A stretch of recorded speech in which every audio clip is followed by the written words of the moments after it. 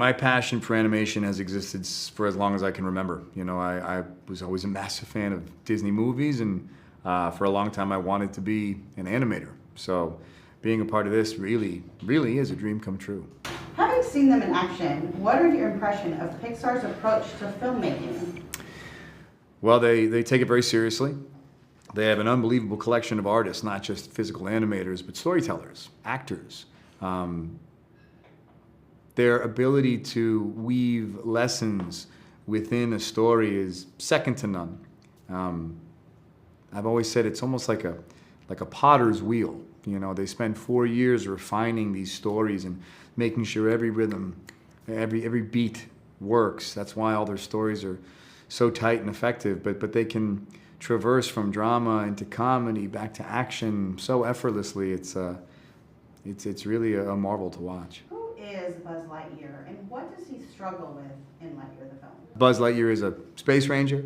You know, we all know him. We all know the character. He's obviously of strong moral fiber. He's dedicated, he's loyal, he's honest, he's determined. In the movie Lightyear, he struggles with accepting the mistakes he's made, which is something I think most of us go through, and living in those mistakes and dwelling on the past and not recognizing that mistakes are human and that mistakes are actually an opportunity for growth. How do you relate to Buzz? You know, how do I relate to Buzz? I relate to Buzz, I suppose, in the sense that I tried to give him a voice. You know, I mean, he's a good man. He tries to do his best. He tries to be loyal to his friends. He tries to do what's right. So I guess in that regard, we have some overlap, but his pedigree is well above mine. I wouldn't pretend to compare myself to him. Describe Buzz's friendship with Alisha. Alicia is someone he looks up to and trusts and wants to honor and impress and make proud. And that's part of the reason why it's so heartbreaking for him to lose that friendship while trying to achieve his goal for the sake of humanity. What do you hope audiences take away from this film? Well, I hope they fall in love with the character that they know well in a new way. It's always tough to see something you're familiar with in a different light, but I think Pixar has done a really good job of picking the moments of Buzz that we all are so connected to and finding a more nuanced, human, grounded interpretation of that character for us to simultaneously love. What is your Toy Story connection, story, or anecdote? My Toy Story connection, if I have any connection, it's that I don't know a lot about it in depth. I have watched the Toy Story movies partially with my kids and their friends, and have not actually seen a Toy Story movie from beginning to end. So I'm the wrong guy to ask. What are your impressions of Pixar's approach to filmmaking?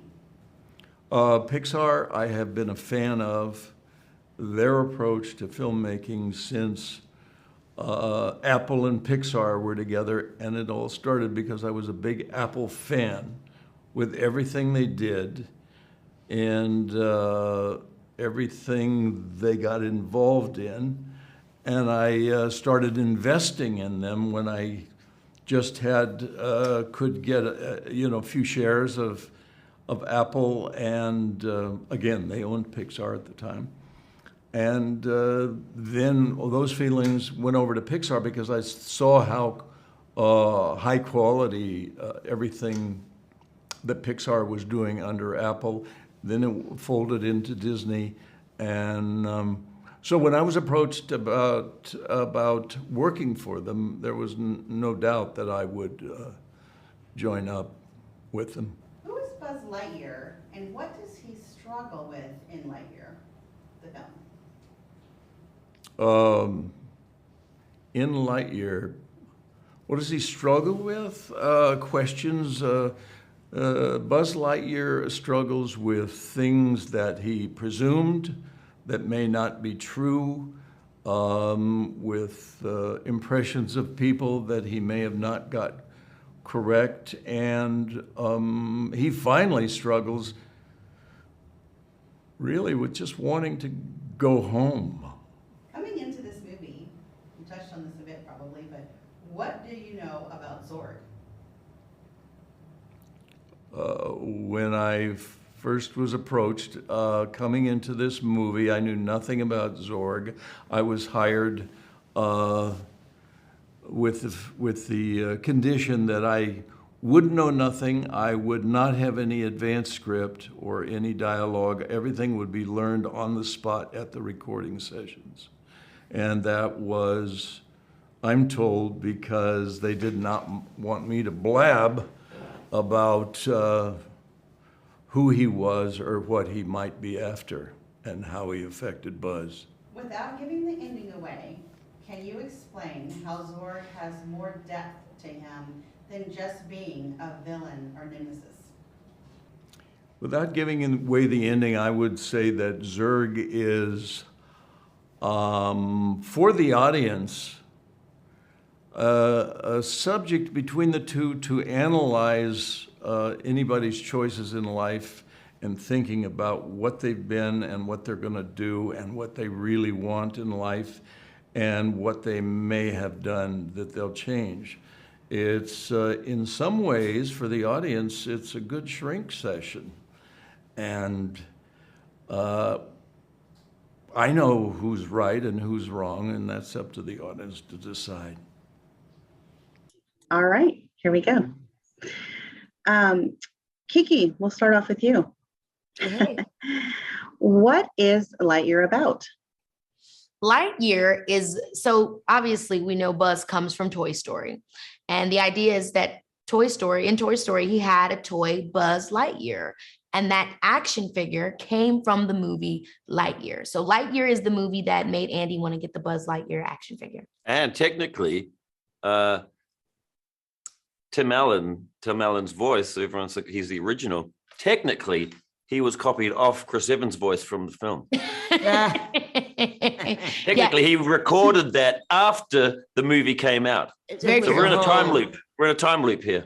From the point of view of storyteller yourself, what is your impression of Pixar's approach to filmmaking? As a storyteller myself, my impression of Pixar as storytellers themselves is that I've always looked up to them. I've been watching the Pixar films for many years. I've got all-time favorites like Up and Inside Out because they gave the message to just not only to us but to children especially, that it's okay to be in touch with human emotions and that emotions are real and that there are things that human problems and things you're going to go through when you grow older, and it's all valid, and prepare yourself, and that's what everyone goes through. And I think Up is one of the greatest films because it's it's just that image of having to get rid of all of the stuff out of his house, and including those last two heavy chairs, which are the things, his memories and the things that he was holding on to with his wife.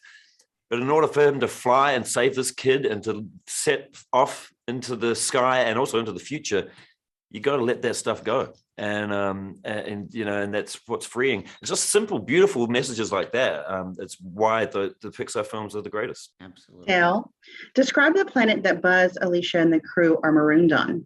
Oh man, Takani Prime. It is it's got sentient plants. And so it's as though you're in the Amazon, but it's trying to move in and get itself around your arms and legs at all times. Part of what the Zap Patrol does is keep this sort of living snake-like foliage cut back to help, let people move from one place to the other. That's sort of the big image I have of Takani Prime. There's a lot of industrial looking buildings that were built after they got marooned there over the period of time that they've actually, tried to make have made a city of some kind. Keke, describe the Junior Zap Patrol. The Junior Zap Patrol are consisting of myself, Izzy, my character, Izzy Hawthorne, Darby, Mo, and essentially, and Derek, or Eric, I should say, which you'll see in the movie. But essentially, they are a patrol that is not quite yet at the level of being, the real, Zap, the real Rangers. So they're kind of like assembled this junior patrol where they're trying to learn and figure out how to actually become, get to that next level of actually being real, quote unquote, heroes. Taika, explain how Lightyear is the movie Andy saw that made him want to be Buzz Lightyear action figure. Mm-hmm. Okay. So Lightyear is the film that was made back in 1994 and which then inspired the toy that was made afterwards that Andy from the Toy Story films asked his mother for his birthday. And so she went out in 1995 when that film came out, she got the toy and gave it to Andy. And so that's the sort of like the universe of Toy Story and Buzz Lightyear and how they related. Dale, what did it mean to you to take part in a Pixar film? Well, everything in some respects was certainly with regard to working with a fantastically talented and, in my opinion, they must be very good-hearted people to have turned out the kind of films that they have turned out, which are heart and wise and inside of you and outside of you and, appealing to children and adults. It's really it's a phenomenon. And I'm sure that, it's been nurtured in a certain kind of way, but I'm very happy to be part of it. Very happy. Keke, That's Darby's version of being very happy.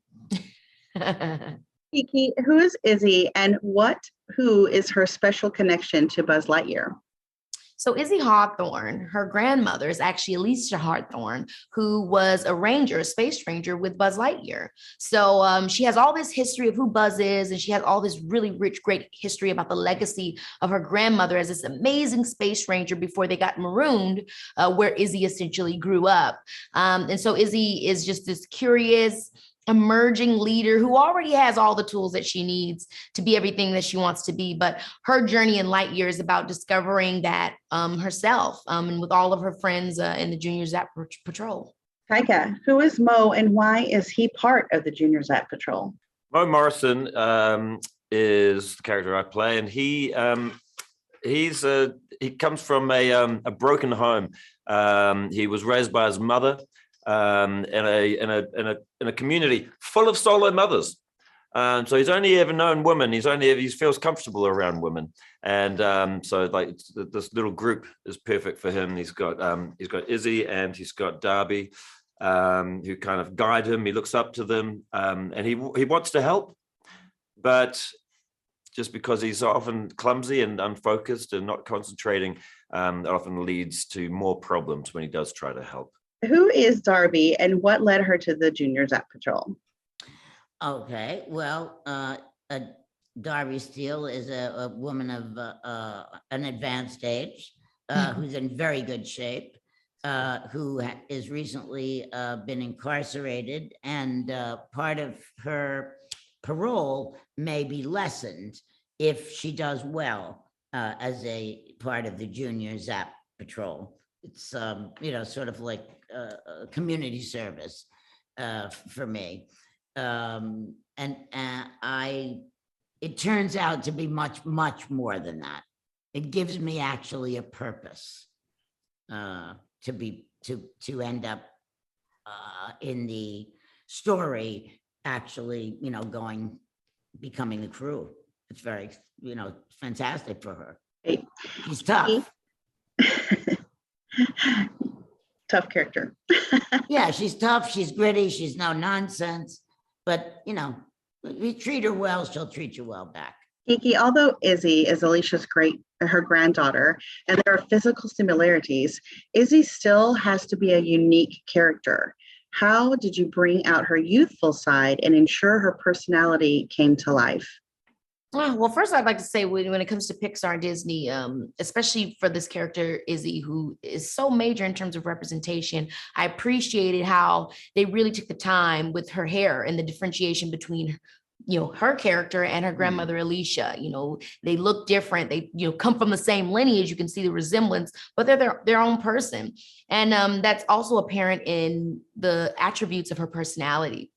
Izzy has a lot of the same qualities that her grandmother had because she helped raise her. However, she has her own personal journey and experience, which I think we all can relate to when we're trying to reach back from what our parents gave us or what our legacy means to us, and how we're able to channel that into who we actually are and what we can bring to the table as individuals.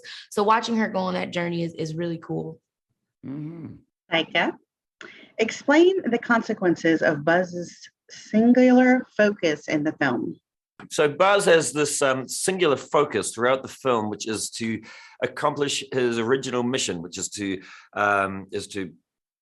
manufacture the correct crystal so that they can achieve super light year space travel, and in doing so get his colony back home. And it's because of his big mistake that they're trapped on Tikani Prime. So he's trying to rectify that. He's trying to make amends and atone for what he did. But every time he goes out, he travels around the star, and it takes him about 3 or 4 minutes. But every time he does that, for everyone back on Tikani Prime, it takes about 4 years. So he goes out time and time again trying to fix this mistake. And as he does so, he misses out on a whole life. And he loses friends, and people grow old back on the planet, and that's a major sacrifice that he has to make, is that he sees his life and what could have been passing by because of this obsession. Dale, you touched on this a little bit ago, but you play a rough around the edges character that is still incredibly likable. What's the trick to finding the balance? That she's never she's never knowingly unkind or cruel. She's just annoyed and curmudgeonly and easily annoyed. But if she's straightforward. Just simple and straightforward. And she has a lot of skills, and she knows she has a lot of skills, and she knows how to use them. For instance, I have here a bobby pin, and I could probably get into any lock in the state of California with that bobby pin. But it's pretty legal, I also have a pen. I've got this pen, and I think if I gave that to Dale, what she could do with that bobby pin and this pen. Only, the saints preserve us. We don't know what would happen. And I think she likes the fact that she's accomplished at ingenuity. She does not have a lot of mathematical learning, but she understands the physics principles and knows how to apply them in such a way that she can take any three things and make them do something that they wouldn't have done before, shall we say. It'll be good. What is your Toy Story connection, story, or anecdote? Anecdote. Toy Story. Okay, here's my anecdote. Oh, I said that wrong. Sorry, I haven't. Got it. For a while now, I've been talking about the first time I watched Toy Story, and been talking about how when I was a kid, how it affected me, and growing up having watched Toy Story was a big deal. In actual fact, I realized I wasn't a child at all. I was 20 years old when I first saw it. So, I don't know. Either I'm just like I've forgotten most of what's happened before the year 2005, or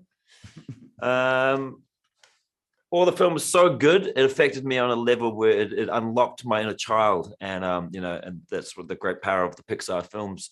Doesn't matter what your age, it taps into that little boy or little girl or that young person within you.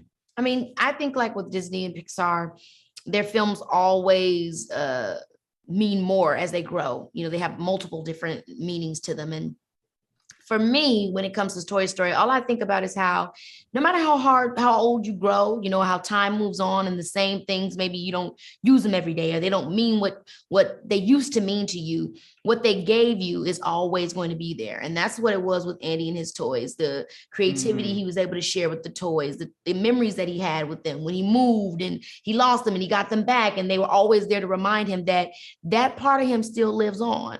And I think I always try to hold on to that piece of me, you know, as I continue to grow. I always try to hold on to that childlike nature, you know what I mean? The side of me that's not afraid to explore. So important and so hard to do in the face of sort of a lot of the realities of the business. Yeah, it's hard. And Dale, did you want to comment on the Toy Story connection? Oh, well, the Toy Story. I love Woody. Always did, always will.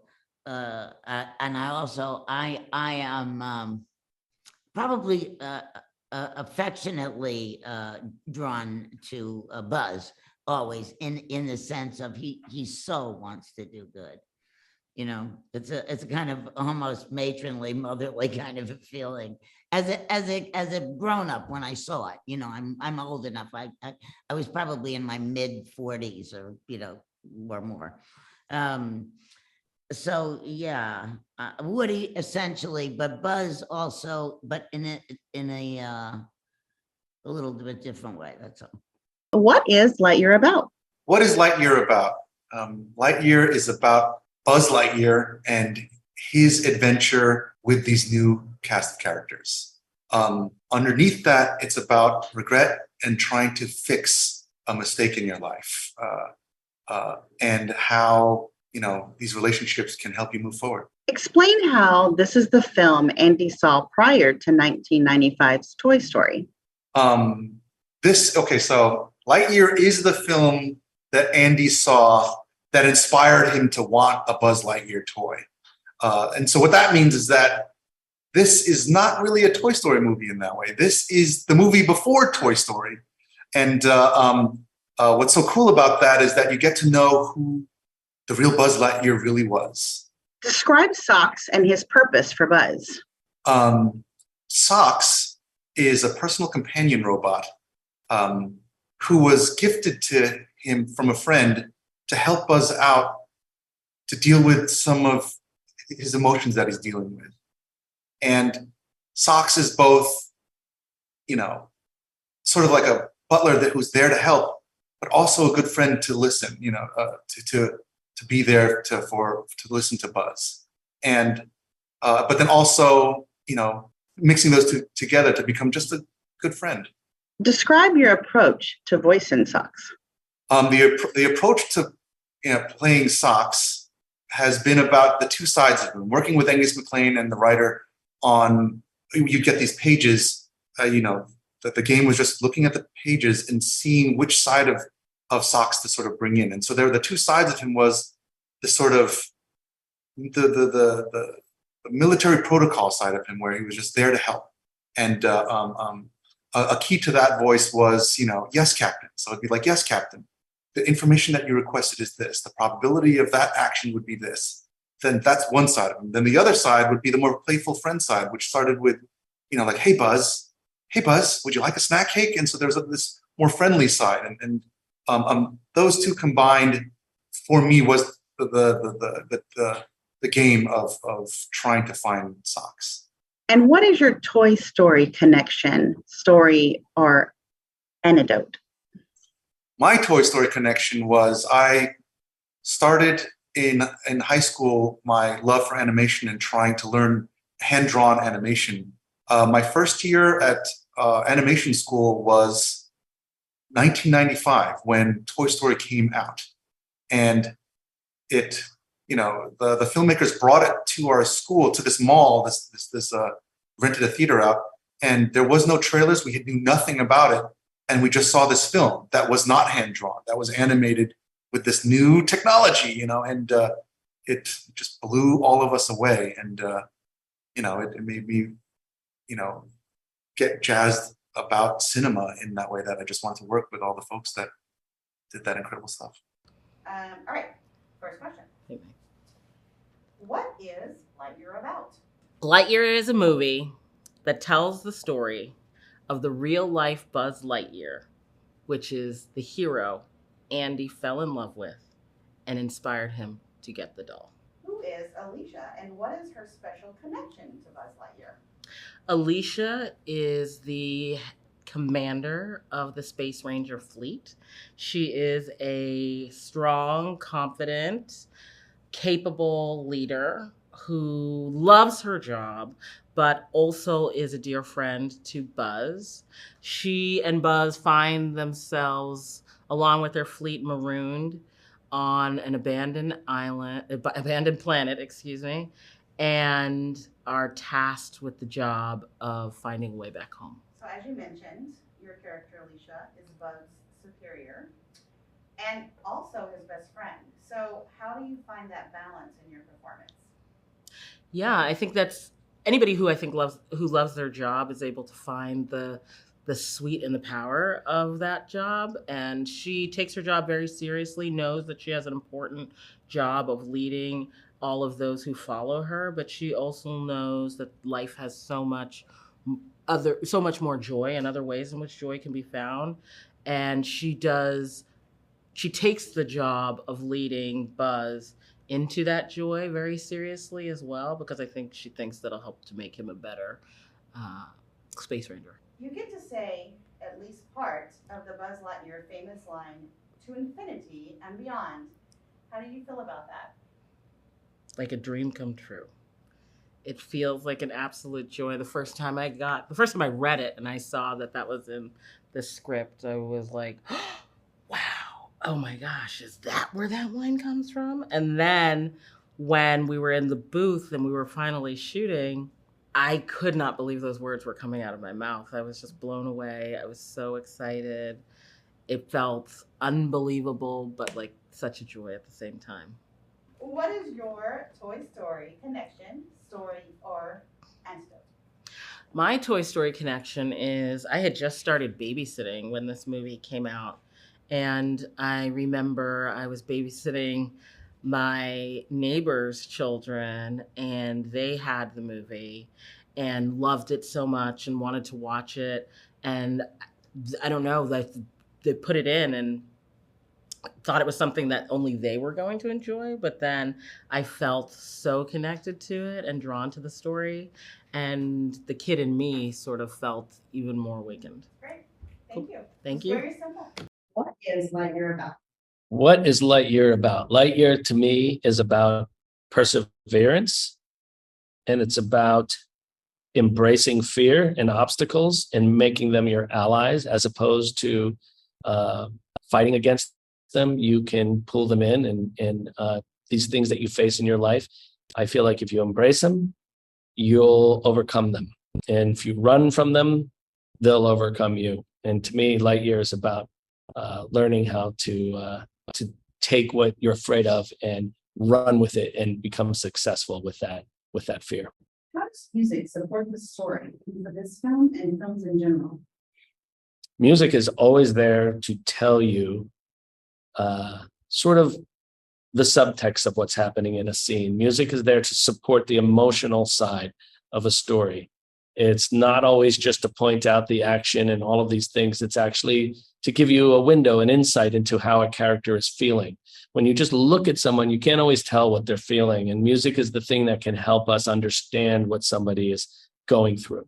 Without the presence of music in a film, an audience can get lost into what's happening. And so music is there to support that emotional content, to help you empathize and understand what characters are going through. And you don't want to go too hard with it or push too hard. It's sometimes you only need one simple little idea to get a point across, but it's about evaluating a particular moment in a particular character's life and seeing what you can do to help support that so the audience understands. Explain your long-standing relationship with Pixar. Explaining my long-standing relationship with Pixar, I suppose the best way to look at it is it's like, you know, those friends you have when you're a kid and you grow up with those friends and you share the most intense moments growing up. You share everything you love about all the nerdy things that are in your life, whether it's, the Muppets or Star Wars, it doesn't even matter. It's all of these things. and it is sort of a grown-up version of that. You know, you get to experience that just pure love and joy for the things you're creating in a way that when you were a kid, you enjoyed sort of consuming Star Trek and consuming the Twilight Zone, all of these things, like the fun you had, loving the things you loved as a kid. That's what it's like working with Pixar. And that's why I love it so much. Speaking on that, how would you describe Pixar's approach to storytelling? Are there aspects of it that you relate to as a storyteller or filmmaker yourself? Yeah. Pixar's relationship to storytelling is I guess the best way to describe it is it's about always going for the truth and the honesty in a particular moment. Many animated films are there to tell the joke and nothing but the joke. And Pixar refuses to sacrifice the truth behind a story, the actual feelings that characters have. They're not afraid to be bold enough to say, no, this character is incredibly sad right now. This character is going through a tough situation. And the reason that I feel they're so successful is because people can identify with those ideas. People identify when somebody is sad, somebody they know is sad, or somebody in front of them is going through a tough situation. And I think Pixar is one of the much braver companies in the world that is able to put that out there and say, no, it's okay to be all of those things. And we're going to present it to you as it is in your own life, but through this crazy, fantastic lens of what we do at Pixar through animation and sound and music and all of these things, but not forgetting what it's really about is their genius. And that's I truly believe that. How would you describe the Lightyear score? I would describe the Lightyear score as a complete love letter to all the movies I loved growing up. All of the sci-fi adventure movies, all of the action movies that I just ate up as a kid and still eat up today. It was everything I do is born out of that love and fascination and inspiration I got from watching all those films as a kid. And Lightyear is no different. Lightyear is basically a love letter back to all of them, saying thank you for inspiring me. And hopefully what we do here with this film will inspire the next generation of kids that'll grow up and go out and make things that inspired in a way that inspired them when they were kids. What elements needed to be incorporated into the score, knowing this was the big budget popcorn film Andy saw that made him want the Buzz Lightyear action figure? And you're very familiar with these films. Yes. One of the things that was always fun to do is to establish a very solid theme for a character or a film. And all the movies I watched growing up had that, and they were scored by people like Bernard Herrmann or John Williams or Jerry Goldsmith and many, many others. They all developed these themes and this music that became a character in the film itself. And I was drawn to that immensely growing up. So for me, I wanted to do the same for this movie, was to create themes for Buzz and for Zurg and for Izzy and have them be characters themselves in the movie that could help tell what the characters are doing, what they're thinking, what they're feeling. All my favorite movies you can relive in your head by just listening to the score. So the goal for me was to kind of deliver something that if you listen to, you could relive that movie, you could hear that story in your head without even seeing the pictures. That to me was the goal on this, because that's what I loved as a kid. Do you have a special Toy Story connection story or anecdote? Well, my probably favorite connection to Toy Story, I did get to work on 2 Toy Story shorts, the Toy Story of Terror and Toy Story That Time Forgot, which were both so fun to do. But my favorite thing actually doesn't necessarily involve Toy Story itself, but it does involve Randy Newman. And Randy, I found out through my agent, he called and said, hey, I want to get in touch with Michael. He just wanted to tell me how much he loved Lost and how much he loved the music in Lost. And I thought, oh my God, like I remember when he did that, I was like floored because Randy is a hero to me. And especially the work he's done in the Toy Story world, which is incredible. and beyond iconic. Like to have that sort of validation from someone who I respect and love so much, that was sort of the biggest thing that came out of all of this for me. So it was just that connection to Randy Newman, and then over the years getting to know him and respect him as I do. It's just that was one of the coolest things for sure. Why did you want to create Lightyear? What was your inspiration, and how did your personal affinity with film influence that? After I finished co-directing Finding Dory, I was looking for my next project, and I kept going back to the films that I most enjoyed watching and rewatching were the films of my youth. And a lot of those were sci-fi action films, and I wanted to make a sci-fi action film. But we work at a studio that makes these important films, and they're funny and touching, and they have to do all of these things. But I kept wondering, can we just make a sci-fi action film? And at the same time, I kept thinking about Buzz Lightyear and how that universe is something I'd always been connected to and always loved, and merged both the idea of making a sci-fi action film and a Buzz Lightyear film. It occurred to me, why don't we just make that movie, and wouldn't that be fun to do? Because you're on these films so long, I wanted to find something that I would be really excited to see. And that's what and that sense of excitement is what I tried to instill within the crew, and you can really see it on every frame.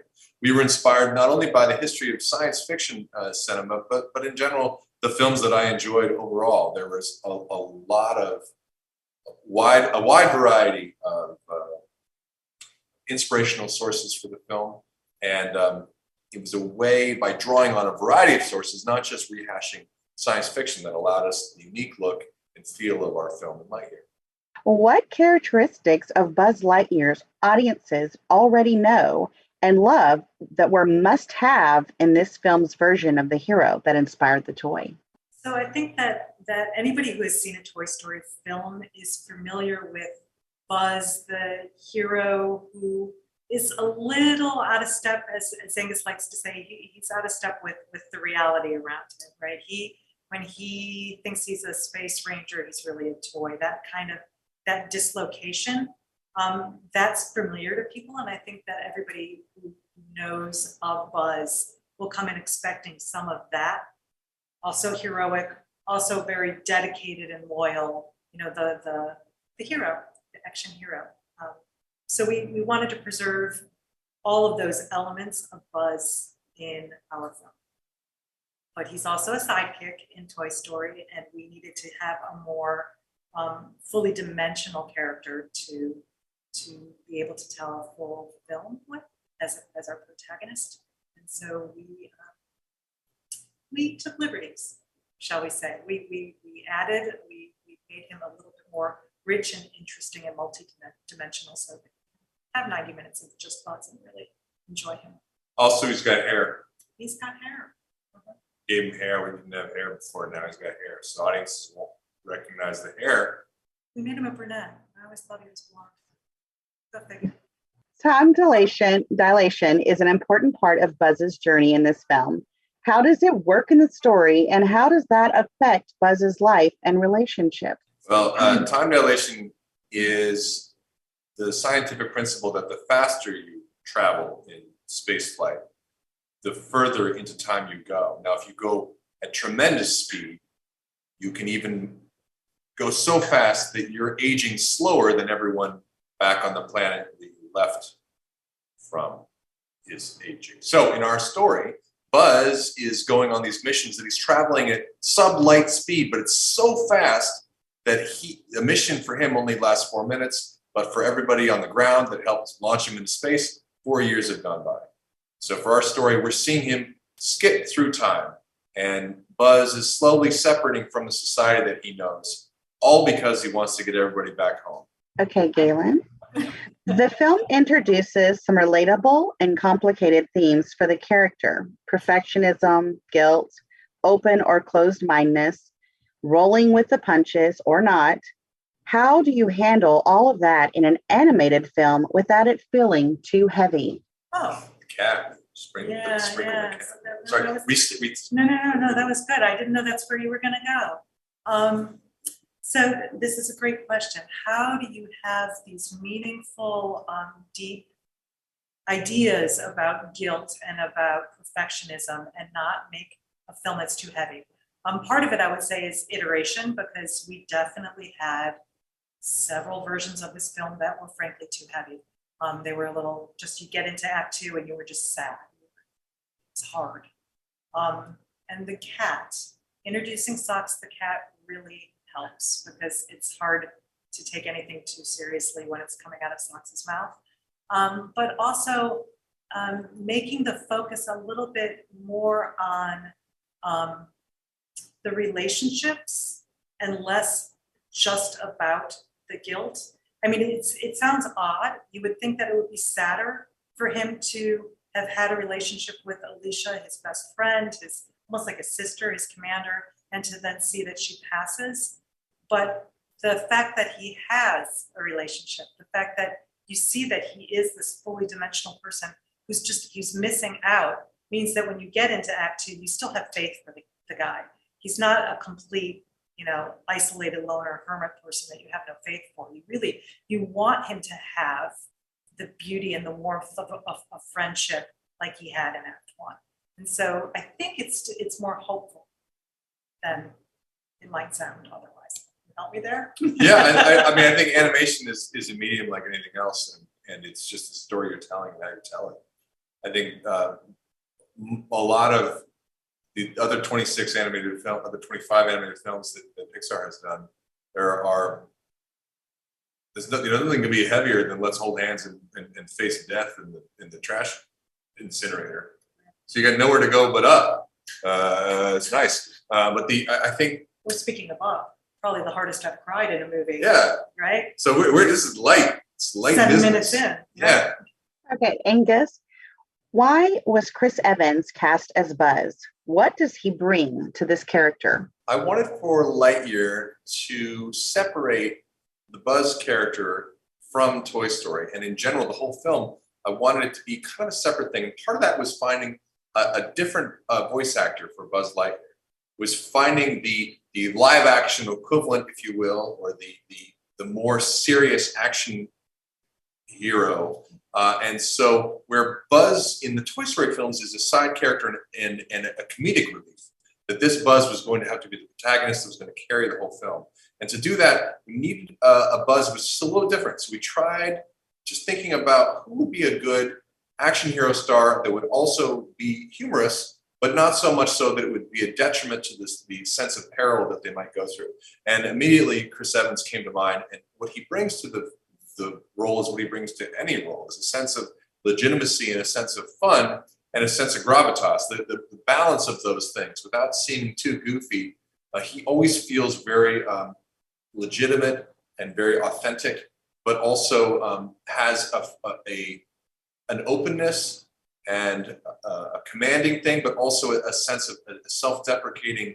You can imagine him having self-doubt. He can present this frailty that's necessary for a character that's going through change, but can also be a very credible action hero.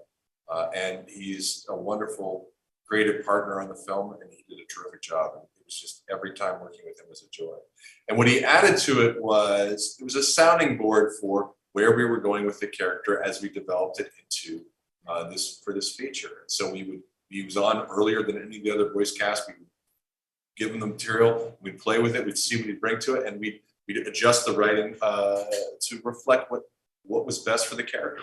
Galyn, the film introduces a host of new characters to help shape Buzz's story, including Alisha Hawthorne, Buzz's commander.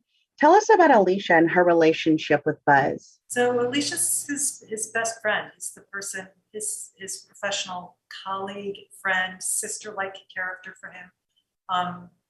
Probably the one person that he's truly himself with.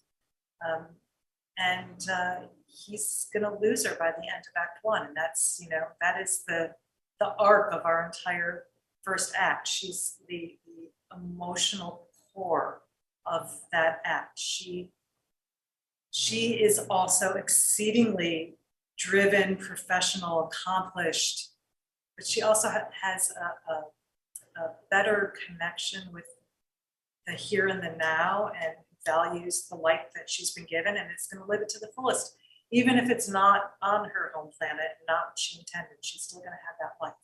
And so I think that she's really aspirational for Buzz, because that's really where Buzz needs to get to by the end of the film. It's a little bit more Alicia-like in his ability to engage in the here and now. Angus, Buzz, Alicia, and their massive crew are marooned on the hostile planet. What is the planet like, and how did Pixar's artists and technicians make it a reality? So Buzz maroons his entire crew on the planet of Takani Prime.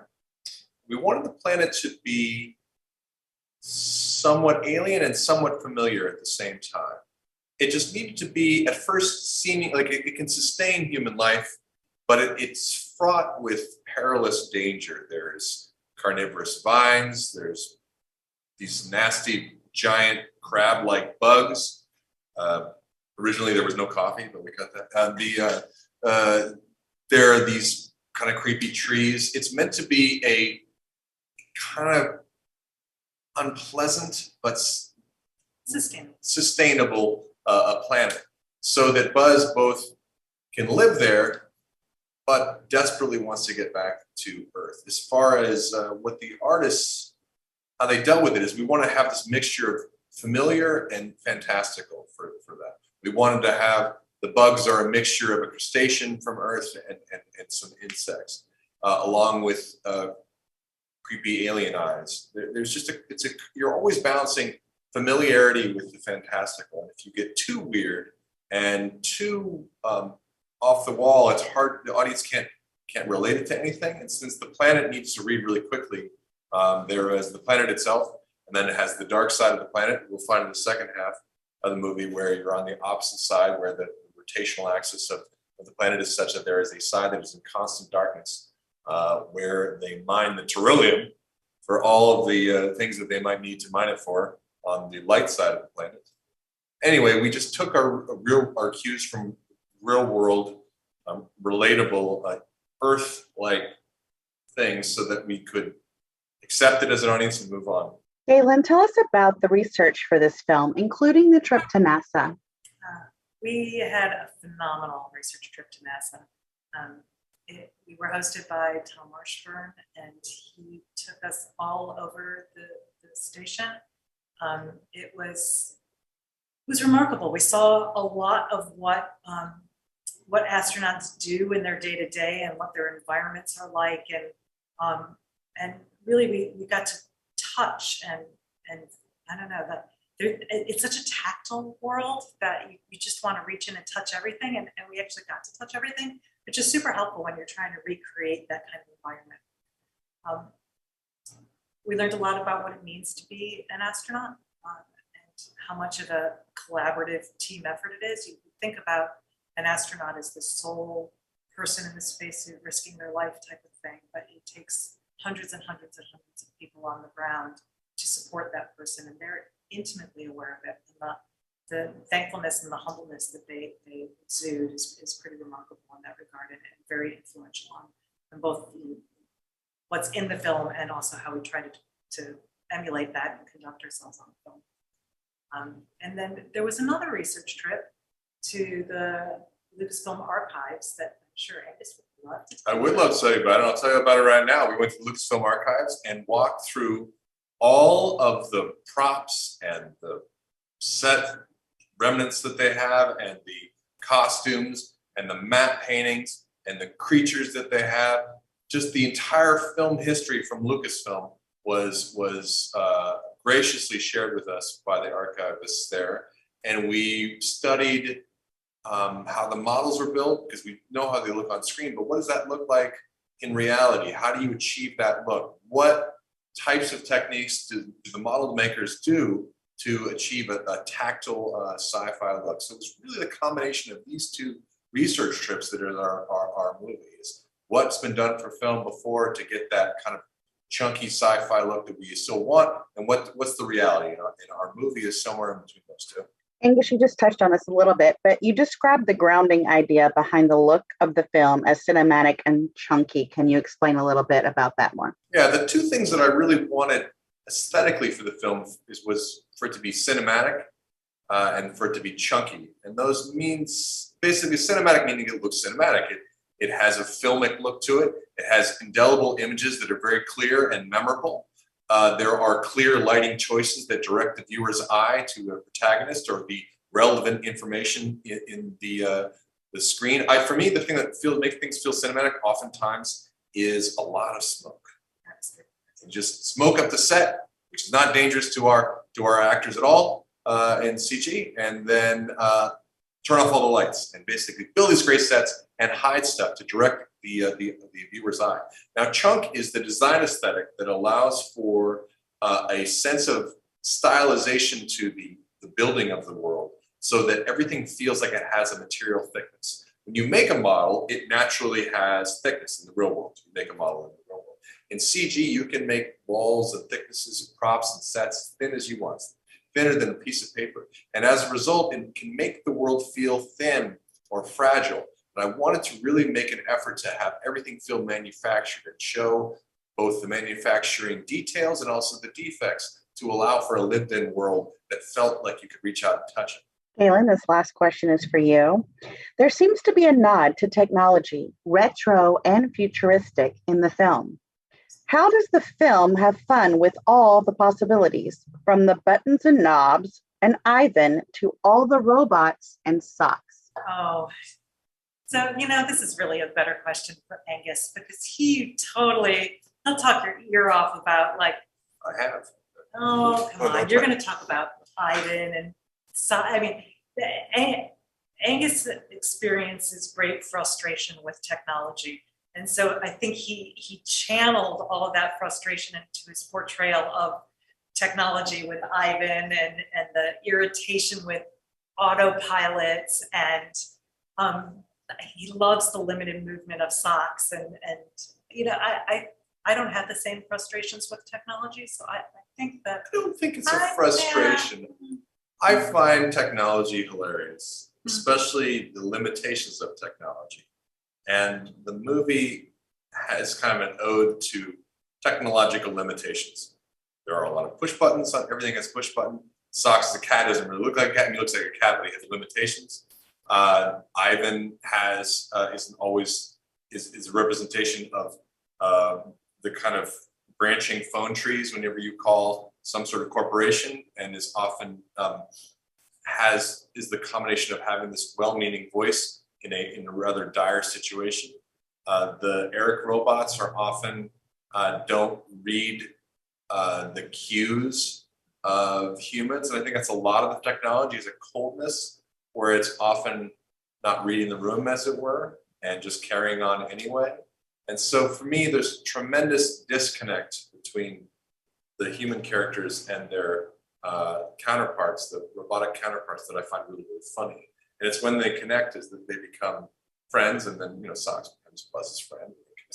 But usually it's the ones that don't connect to Buzz that are a source of comedy and also excitement. Angus describes the grounding idea behind the look of the film as cinematic and chunky. Can you explain? So the grounding idea of the cinematic look of our movie being one of the cinematic and chunky, it's kind of a, I think the first thing is that Angus wants to make a movie that looks like a blockbuster from the 1970s, 1980s, right? The cinematic look that he's after is kind of one that's a little bit like more mature and aged up than something you might typically be like expecting from a Pixar film, right? And so that means we are putting all kinds of like detail and grit on the screen and into our models and all of our designs that are this kind of like new for this film, right? And then the chunky aspect of it is very much like inspired by that sort of like 1980s kind of consumer electronic, like cassette futurism kind of look that we were really kind of jiving on as sort of the area that we wanted to be in terms of the overall design of the film. So that's kind of the confluence of those two things is the look of our film. Describe the kind of research your team did to prepare for the task ahead. So let's see. Some of the research that we did, like a big thing for us was we really wanted to incorporate like a sense of reality into the world that we were building. We took a awesome trip down to the Johnson Space Center in Houston, Texas, which is, NASA. And that was like hugely informative for us. We really wanted the world that we're creating to have this kind of tactile push button sort of mentality to it. We don't have any touch screens or kind of newfangled looking technology. We really wanted to embrace that kind of old school look in all of the tech of our world. So that was huge. Also getting to kind of walk around NASA and see the work environment for the astronauts and all the professionals and support staff that are there really like gave us a window into what the world of professionals who are doing that kind of work is like, right? So it was just as interesting to see the bulletin boards and the hallways of NASA where like the astronauts are working, as much as it was getting to see the awesome rockets and all of their training equipment, because that's kind of the thing we're trying to make. We're trying to make a real fleshed out world that, basically feels bigger and more expansive than just, the rooms you get to see in our film. So that was a super awesome opportunity and a lot of fun. Much of the film takes place in spaceships or other locales loaded with tech. What are some of the examples of these sets, and how did the team approach to achieve a believability? All right. Yeah. So we have a lot of spaceships, all kinds of cool technological sets in our world. I think we really, again, we wanted that tangibility, that realism in all of the places in our film, but probably the place that you see it most is like in the cockpit, right? Buzz is surrounded by all this, like these levers, these buttons, these lights. We kind of really wanted it to feel like a real place that we were sticking a camera into and actually shooting in a real set. And a big part of achieving that was kind of making sure that we had that realistic level of detail. Like oftentimes, in animation, we're kind of stylizing or abstracting, shapes and forms to kind of make them a little bit more appealing or cartoony. And we definitely do that in this film as well. But we definitely leaned farther into trying to have the level of fidelity and the detail in Buzz's surroundings that you might actually see, in a real cockpit, like adding all those cool wires and graphics applications. Like you look at the inside of an actual, jet cockpit, and it's just replete with stuff, right? And we really wanted that sense, right? So that when you are, flying on a mission, when Buzz is kind of going through outer space, you have all this stuff that's kind of, shaking and rattling around in the cockpit. You have all these lights and buzzers, flashing and making noise, and basically just something that exudes that sense of, risk and danger, which is kind of like the sort of vibe that we're going for. It's like not this kind of clean, safe, enterprise he's going on. Like he's risking his life in the pursuit of his mission. And so like building sets that had that level of detail to kind of elevate that sense of danger was kind of a key part of the whole look of the film. What is the turnip? The turnip is kind of a big, I refer to it as like a colony ship, but it's a kind of a large, kind of self-contained vessel that has kind of everything that you would possibly need to basically land on a planet and carry out a mission, right? Has like all these, people, staff, materials, gear, vehicles. So it's a massive ship, right? And when they land on Proxima or on Takani Prime, it is, obviously just kind of a stopover because they are alerted that there are some interesting materials on this, planet surface, and of course they get stuck there, right? But luckily, the turnip is designed such that like it has everything you would be able to, possibly need to be able to start some kind of a base or an outpost, which is what our characters end up having to do, right? Because they're marooned there, and luckily they at least have the gear and the material because of the nature of the ship to be able to begin testing like hyperspeed fuel so that they can hopefully make their way off the planet. Buzz, Alicia, and their massive crew are marooned on a hostile planet. What is the planet like, and how does artists and technicians make it a reality? So I think the top level, aspect of Takani Prime is it's kind of a place that you don't really want to be, right? It's habitable. Our characters are able to survive there, but it's hostile. It's filled with stuff that kind of wants to kill them. It's you've got all these vines that want to drag you off to the jungle. You got bugs that want to eat you. It's just kind of not an ideal situation, right? Especially because they're stuck there. And so I think when we were designing it, everything kind of stemmed out of that, right? The area that we actually crash land in, it's kind of arid.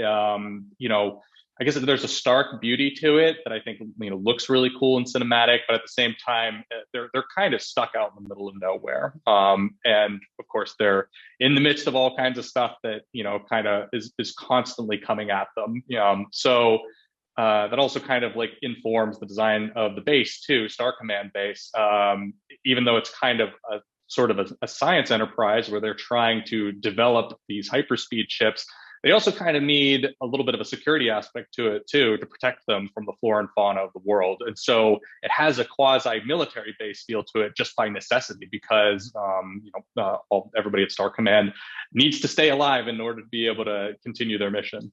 What scene or character are you most looking forward to seeing come to fruition on the big screen? One that really showcases what your team achieved? Oh, I mean, there are so many awesome scenes in the movie that are visual achievements for the team. I got to say some of my favorites. Scenes with Zurg are just really awesome.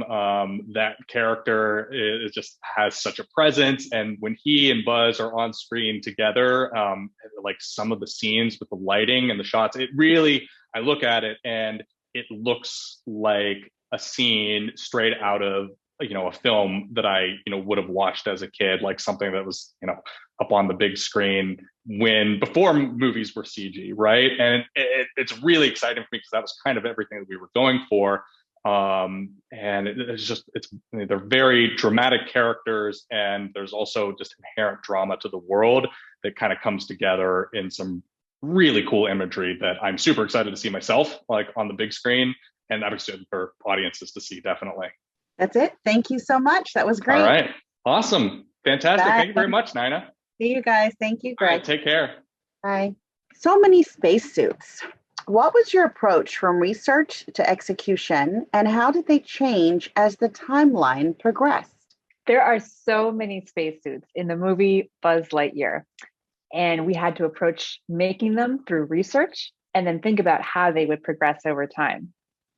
So the first step is understanding, what's a spacesuit? What does it do? How does it work? So to answer that question, we started with research. We went on a research trip to NASA to look at how spacesuits are made and even get a chance to be in a room with them and to touch them and to understand the materials that they're made out of and all the layers that go into making a spacesuit. And then we had a spacesuit design consultant come give a talk to the crew.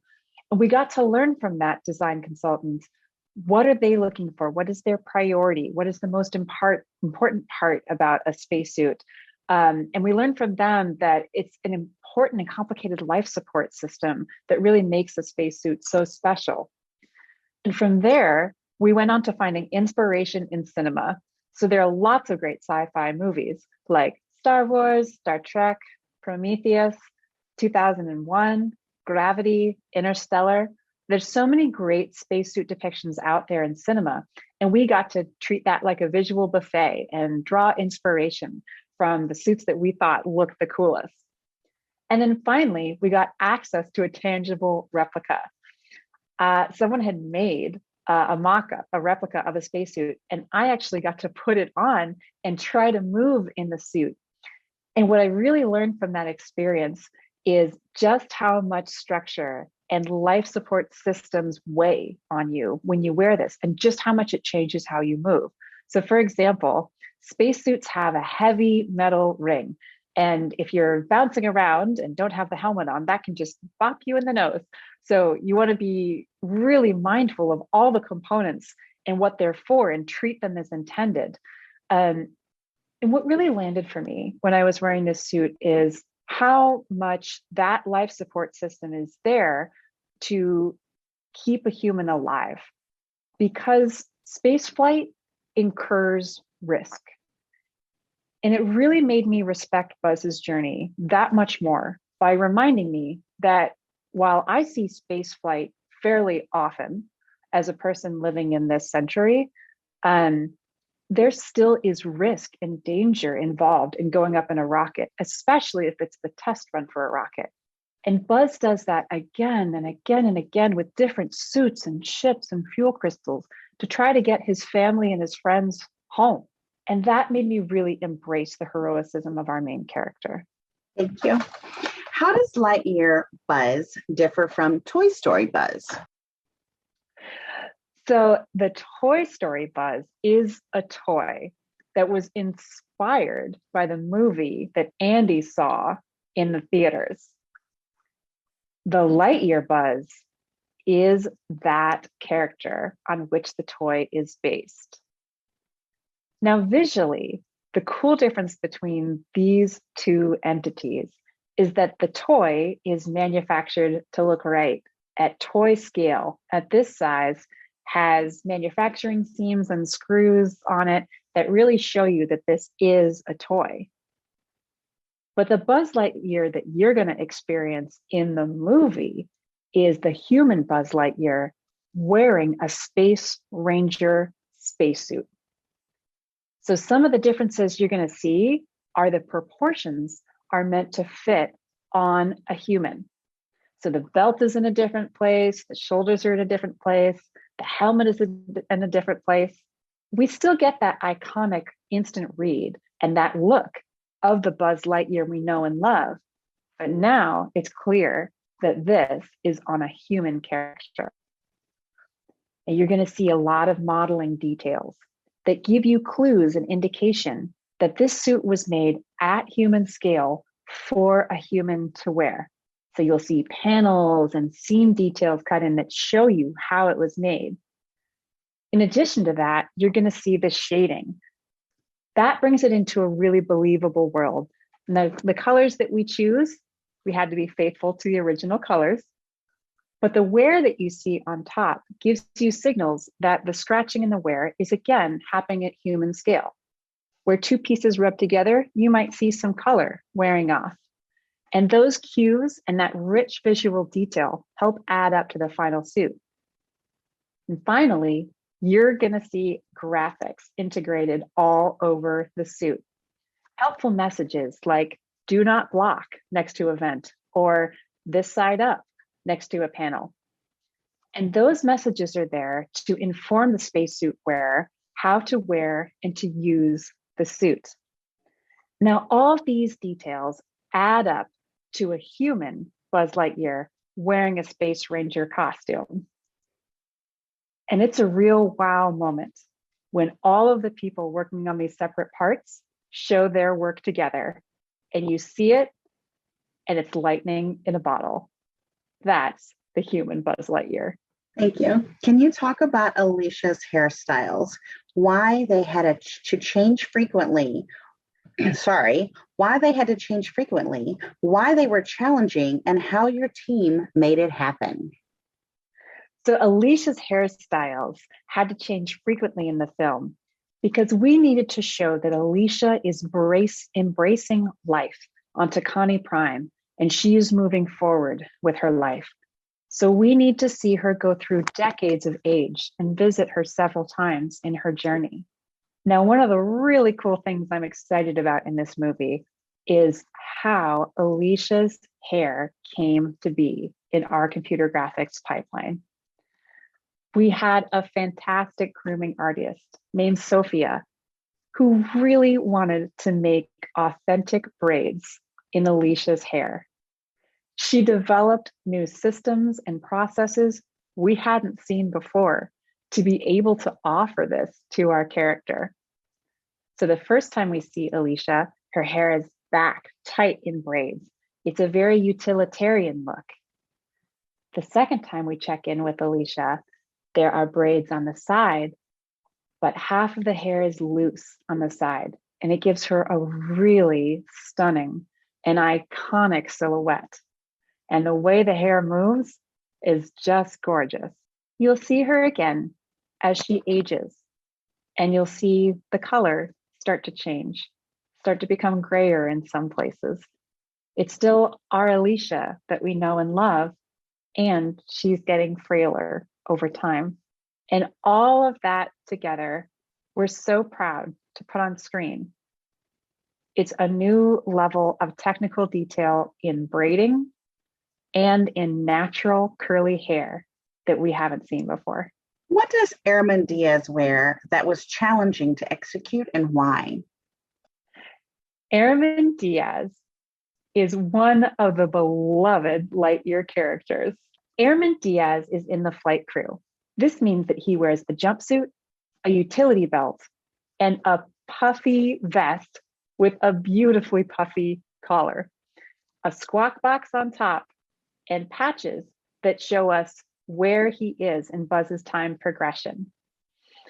So Diaz's jumpsuit is fit perfectly for his body. The vest on top has a lot of details. There's tons of pockets to put things. There's padding. There's quilted detail on top, all to protect Diaz if he needs to carry something heavy on his shoulders. And finally, we get the really appealing puffy collar of Diaz, which adds so much appeal to the roundness of his face. And makes a lot of sense too, when you think about he might have to be carrying things on his neck, and it's a nice soft protection for his neck. All of it comes together in a really appealing way for Diaz. What scene or character are you most looking forward to seeing come to fruition on the big screen, one that really showcases what your team achieved? The character that I'm most excited for you to see on the screen is Alisha Hawthorne. The first time we see her, she's in the Space Ranger costume, fighting alongside with Buzz and exploring an alien planet together. Now, the second time you see her, she's in her jumpsuit, leading her crew in mission control. And the third time you see her, you're going to see her in her formal commander jacket. And then as we visit her again and again through the montage, the jacket changes to show her embracing life and time progressing. For example, she'll get different Star Command pins. You'll see her get more ribbons for tours of duty. You'll see her rank patch grow, and as she becomes more decorated over time. And in one of the visits, we get to see her military uniform as a maternity uniform. Now, as time progresses, that same jacket that we know and love her in starts to look a little baggier as she starts to slouch over and look more frail. And we experience, from Buzz's point of view, watching his best friend get older and start to fade away. And finally, we see her in her hospital gown at her frailest moment, embracing the end of her life and reaching out to her best friend to share one more message. And all of those costumes together show us what Buzz is giving up by staying focused on his mission. He's giving up a life on Takani Prime. He's giving up a family, and he's giving up a deep friendship that he could have stuck around to be part of. But instead, he made the sacrifice to keep on piloting test ships, trying to get his crew home. When it comes to staging, shot composition, camera for Lightyear, what were the 3 C's that served as your team's guidelines? And explain. So from the very beginning of production, myself, along with the director of photography, Ian McGibbon, and production designer, Tim Evat, came up with what we later referred to as the 3 C's to kind of govern how we were going to sell this movie, how we were going to make this movie feel like we wanted it to feel. And the first one was cohesive, meaning we wanted the film, the world to feel like it all fit together, that Buzz, the character, the person existed in this world, that things fit together seamlessly, just like you would expect walking down your street. Nothing sticks out as being amiss or feeling like it's from a different place. So cohesive was the first, clear was the second. And clarity is key in an animated film, and especially in an animated film with a bit of a complex story, where you're trying to keep the audience following a series of events, following a character's emotional arc. All that requires a lot of investment from the audience. And the more you can direct them visually with what they should be looking at in any particular shot and any particular scene, the easier it will be to keep them involved. So clarity in the image was really, really important. And we did that through lighting, having things in shadow, having atmosphere in the background, or less depth of field than you might expect, meaning things are blurrier in the background, all to get us to just focus on specific information in the frame. The third one was cinematic. And Angus talks about cinematic a lot. I talk about cinematic. When I think of films that are cinematic, I'm thinking of films that have images that have stuck in my head long after I've walked out of the theater. So how do we make this film feel like it was really shot? How do we take advantage of what we love, or how do we take what we've loved in sci-fi films, adventure films from the past, and put them in this film to kind of give it that realism and give it that immediacy that those films have had. Describe the kind of research your team did to prepare for the task ahead. You know, it's funny. Most of the team, or at least most of the team that was on the film early, got to go to NASA and talk to an astronaut or two, and get to see, what all of those things look and feel like. They got to put on suits and helmets. I did not, it turns out. So my role, director of photography, I came in maybe 2 months after that trip, which is sort of typical for me, that if you're in the art team or you're in the story team or the writer or the director, the visual effects soup, you go on these fun trips. Usually doesn't work out. On previous films, I have been to a dump. You can guess there's a couple films that could have been true for me. I have never been to Paris like some of my colleagues, but seeing the footage they brought back from those research trips and hearing them talk about it, and seeing video later, being able to talk to Tom Marshburn, who was the astronaut we worked with from NASA, who's on the ISS right now. All of that was really crucial in understanding the world that Buzz would live in, and that our story would inhabit. And then certainly going back and looking at films and figuring out what made them successful and why, which of course is like a lifelong study. That's the kind of stuff that really kind of got me ready, I guess. And the rest is just practice. The rest is trying stuff while you're making the movie and hoping every time you try something different, you're getting a little closer and a little closer. Much of the film takes place in spaceships. What were the challenges involved with such small environments, relatively speaking, particularly when there are so many featuring a single character? Spaceships are definitely a challenge. Shooting inside them is a challenge. I like to think, at least internally, Pixar has this reputation for like, what's the smallest space you can shove a camera in and still actually get something that looks halfway decent? And we keep finding more and more of those situations. So, Buzz sitting in his cockpit, there's a whole history of film of characters flying planes or characters flying spaceships. We could certainly draw on some of that language, but we found that choosing several kind of key angles really helped us get the audience used to traveling in there and used to, feeling like they were strapped in with Buzz. There's not a lot of space in those cockpits. So although you can kind of do anything in CG, using that as a limitation of like, well, I can only actually stick the camera in about 3 places.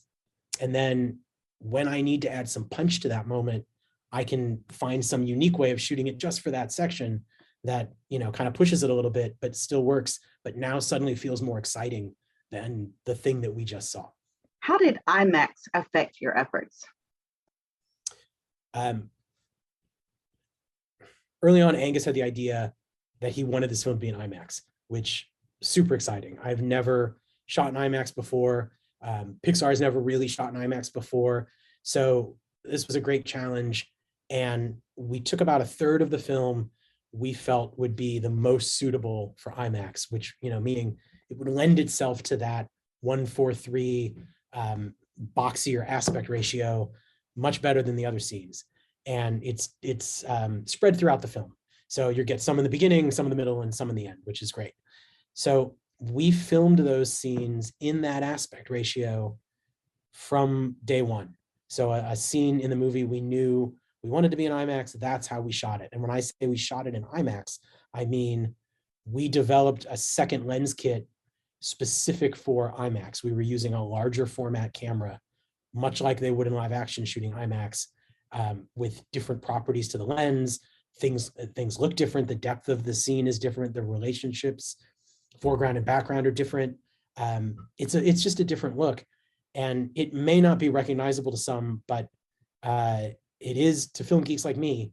And it kind of grounded us in like, okay, this is different. We're shooting this in a different way for IMAX, even though it's all on the computer and it's all a bunch of code and numbers. So those sequences in the regular non-IMAX version, we have cropped out the center to make the widescreen film that you'll see in any regular theater.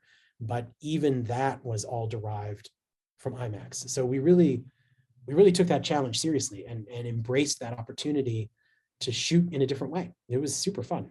What scene or character are you most looking forward to seeing come to fruition on the big screen? One that really showcases what your team achieved? When I think about scenes in the film that stand out for me, or scenes that really showcase what I do and what our team does, there's never one. And it's actually scenes or moments. And I identify scenes with the person that made them or the people that made them. So in layout, I'm supervising a group of artists, and those artists are all assigned different scenes, and they own that piece of the film. So seeing where they started and what they brought to that scene, and then how it looks in the finished product up on the screen, that's what I'm remembering. Like, the whole movie looks great, and I am proud of everything that the team has done and that we've all done together. But I will always have memories of like, oh, I remember when Andrea came up with that shot, or I remember when Johnny proposed this idea that is now in the film, and the film wouldn't be the same without it. Like, that's the stuff that I really love. That's what really excites me about working on these films, is getting to see so many different creative ideas come from different people, from different backgrounds, from different they're in different parts of their career. Honestly,